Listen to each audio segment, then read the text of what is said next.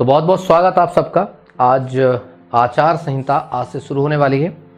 तो आचार संहिता शुरू होने के पहले मध्य प्रदेश सरकार ने जितना युवाओं का दमन किया और आपको क्या दिया, इसके पूरे कार्यकाल की चर्चा, थोड़ी सी चर्चा होना जरूरी है ताकि ये पता रहे कि आपके साथ क्या धोखा हुआ। और फिर से मैं बार बार एक चीज कहता हूं और हमेशा कहता आया हूं, बहेलिया आता है, जाल फैलाता है, जाल में दाने डालता है, जाल में नहीं फंसना चाहिए। और फिर से आपके घर घर आएंगे और आ करके एक एक चीज बोलेंगे कि हमने ये किया, हमने वो किया। तो कम से कम इतना जरूर होना चाहिए आपके पास तो आप पूछ सके उनसे, आप खुल के पूछिए। मानता हूं आजकल क्या हो कि अगर थोड़ा भी सवाल क्या करने लगो मंत्रियों से, विधायकों से, किसी से, तो उसको लगता है किस पार्टी के हो। अरे हम उस पार्टी के हैं जिस पार्टी की वजह से तुम खड़े हो, अर्थात हम वो भारत की जनता हैं, वो प्रदेश की जनता हैं जिसके टैक्स से तुम्हारे सोना बाबू पलते हैं। तुम्हारी जो तोन पोन फूलती है उसकी सिर्फ एकमात्र वजह, जब एक किसान, जब एक मजदूर, एक विद्यार्थी एक सुई से लेकर के हवाई जहाज तक की जब कोई यात्रा करता है, उसमें जो टैक्स देता है उस टैक्स पे पलने वाले पैरासाइटो। अगर आप काम नहीं करते तो सिर्फ पैरासाइटो परजीवी हो। तो ये हम उस पार्टी से हैं जिस पार्टी पूरे भारतवर्ष में कोने कोने तक फैली हुई है। चर्चा करेंगे। सब सरकार आती है, सरकार एक बहुत बढ़िया एक नंबर का एक प्रोपेगेंडा गढ़ती है।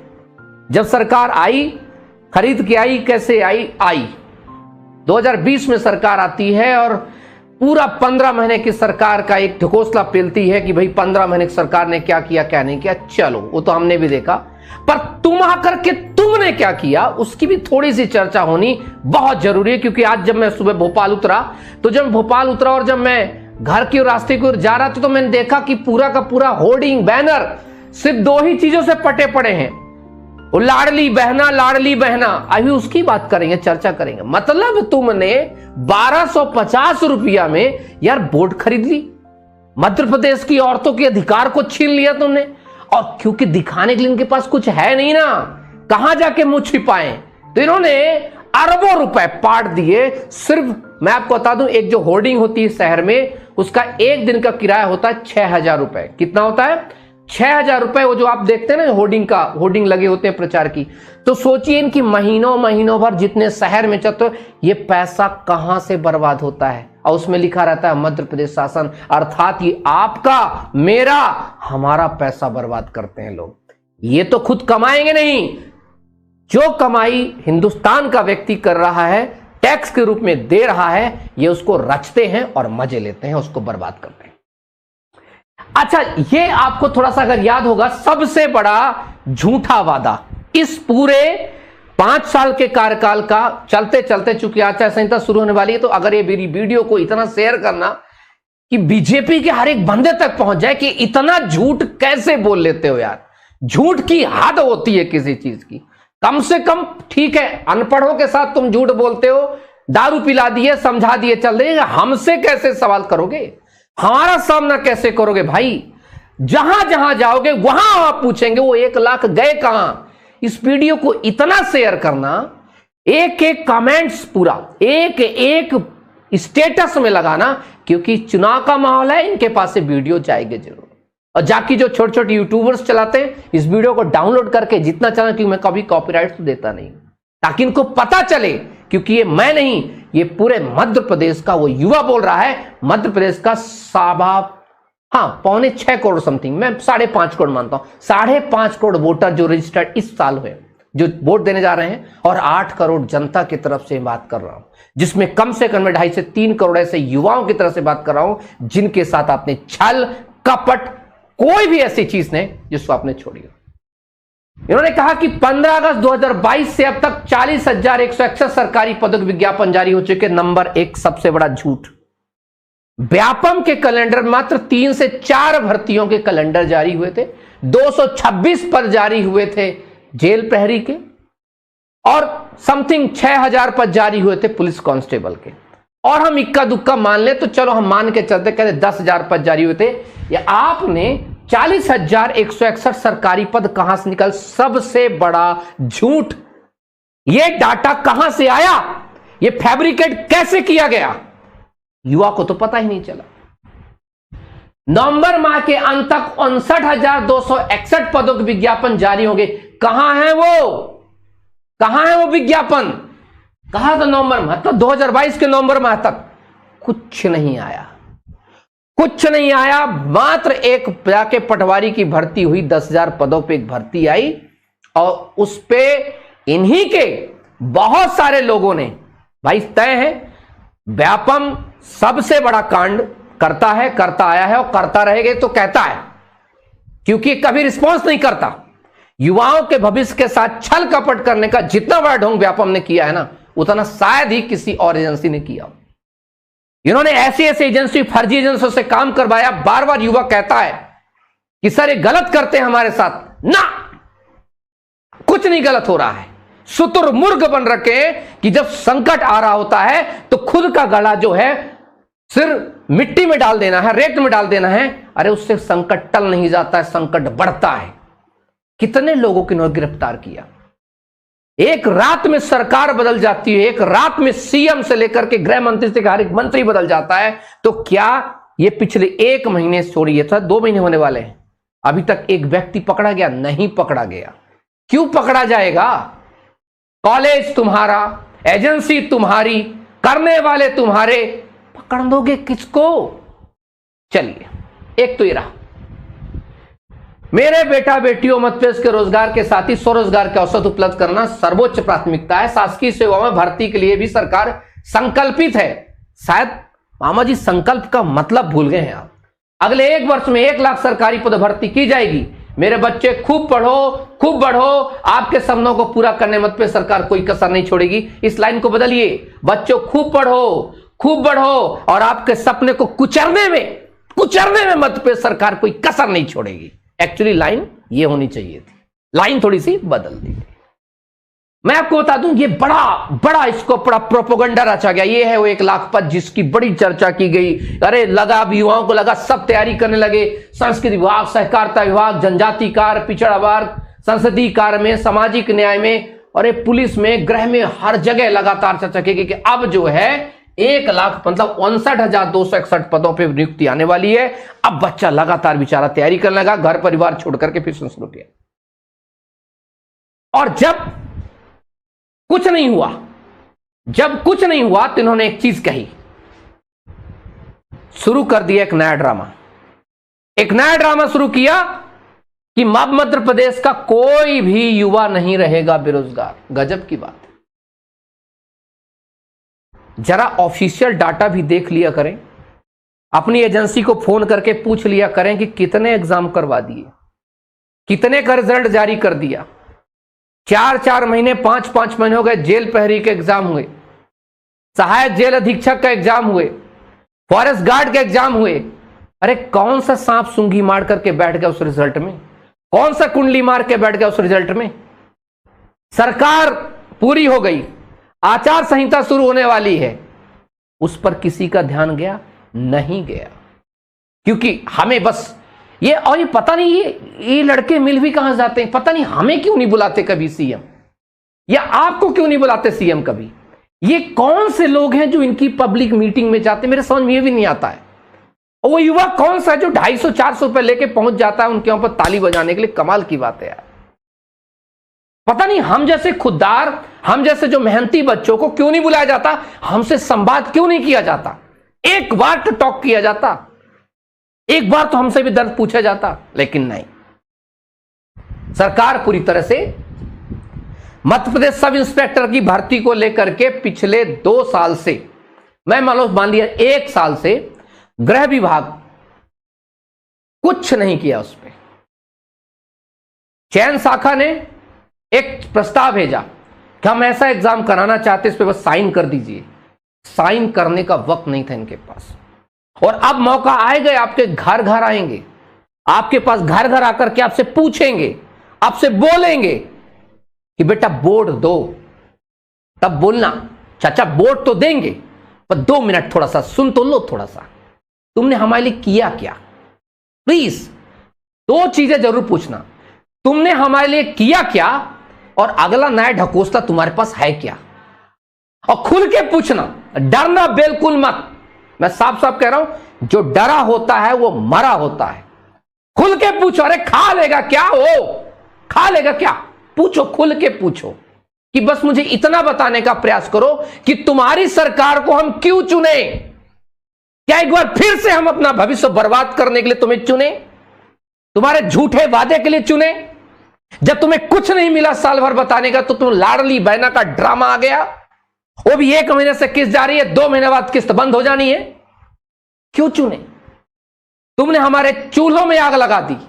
गैस सिलेंडर के प्राइस को पहले 1200 करना, 1300 करना, और फिर बाद में चुनाव के समय ड्रामा करना कि 727 रुपए होगा, 427 रुपए होगा।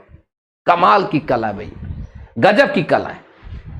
अच्छा, एक और चीज इन्होंने लेकर के आने, नहीं चलो अब बहुत बढ़िया, ये क्या है ना, न्यूज़पेपर वाले भी ना, ये जो गोदी मीडिया है, तमाम कुछ लोग हैं, कुछ अगर पत्रकारिता को छोड़ दे तो बाकी तो पूरी बिल्कुल नहीं कहते भाड़ है, पूरा बिकी हुई है। एक सवाल नहीं पूछती है, एक सवाल नहीं पूछेगी, कुछ लेक दे के बची है सोशल मीडिया।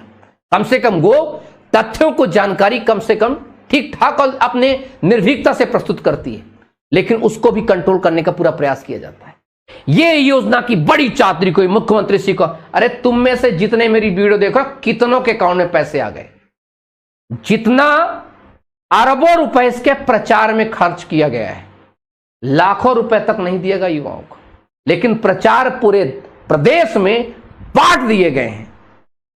ये जो थी ना मुख्यमंत्री सीखो कमाओ जान, इससे फायदा किसको वो पता है?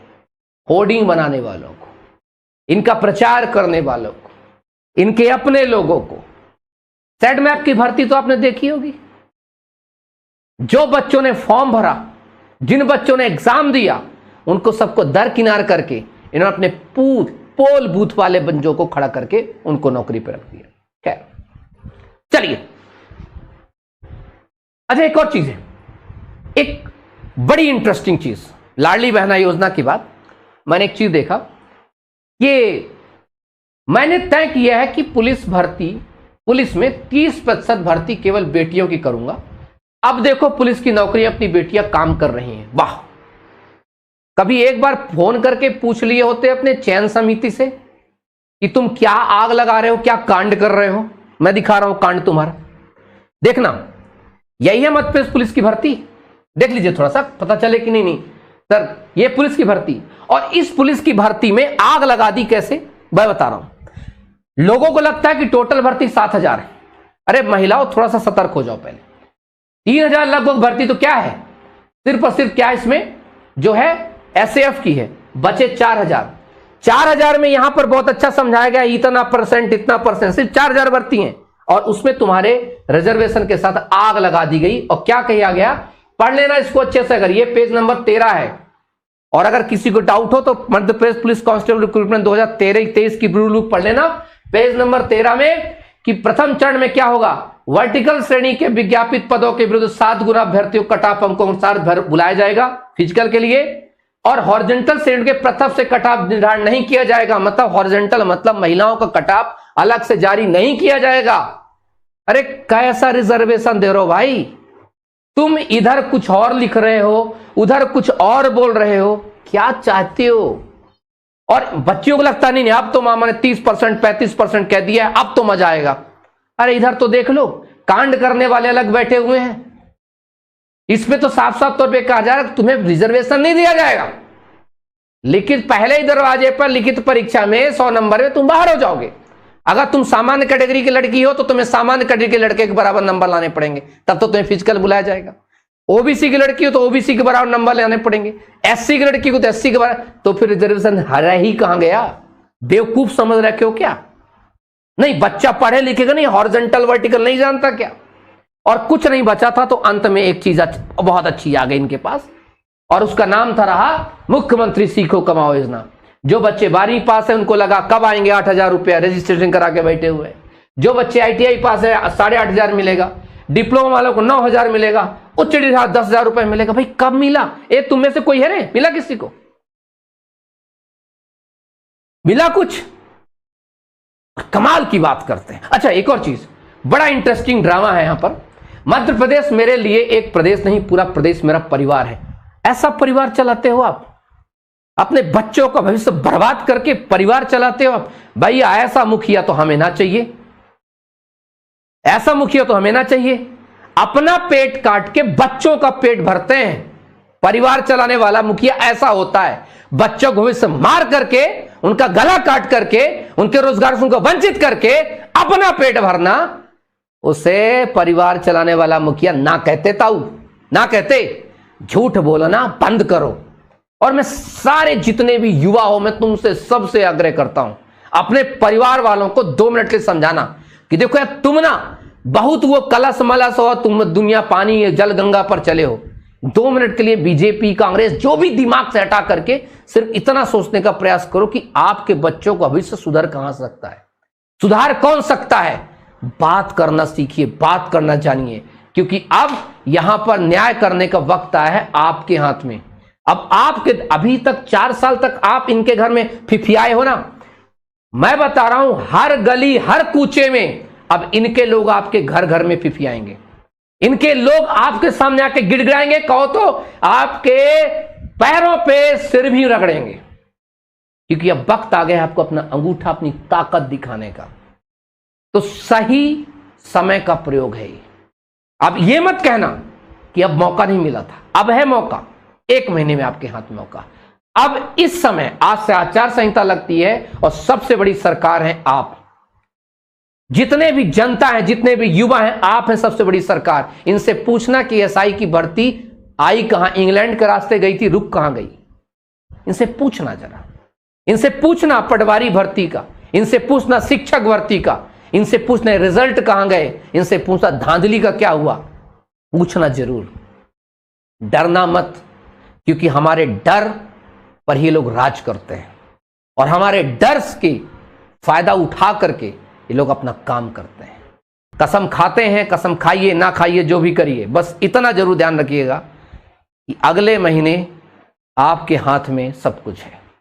सोच करके और समझ करके फैसला कीजिएगा, और जब आपके पास आए तो उनसे लिखवा करके सील थप्पा लीजिएगा कि हम आपके पास बहुत बार गए थे साहब, पर आपके बाहर जो चपरासी खड़े होते बहुत तंग किया, भगा दिया, मार दिया, पीट दिया, कहा तुम यहां नहीं आ सकते।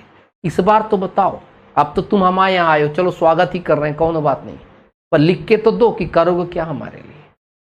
प्लीज हमें स्टैंड होना पड़ेगा, खड़े होना पड़ेगा। ये देश के पहिया हैं हम युवा हैं। हमसे हमारे कंधों पर 2 पीढ़ियों का भार है। एक वो पीढ़ी जिसने हमें जन्म दिया है, एक वो पीढ़ी जो आने वाली है। आने वाली पीढ़ी हमसे पूछेगी कि किया क्या, और जाने वाली हमसे पूरी पूछेगी कि हमने जो तुम्हें दिया था उसको तुमने संभाला क्या, नहीं संभाला। तो सबसे ज़्यादा, सबसे खतरनाक पैनिक होता है युवा, जिसके कंधे पर 2 पीढ़ी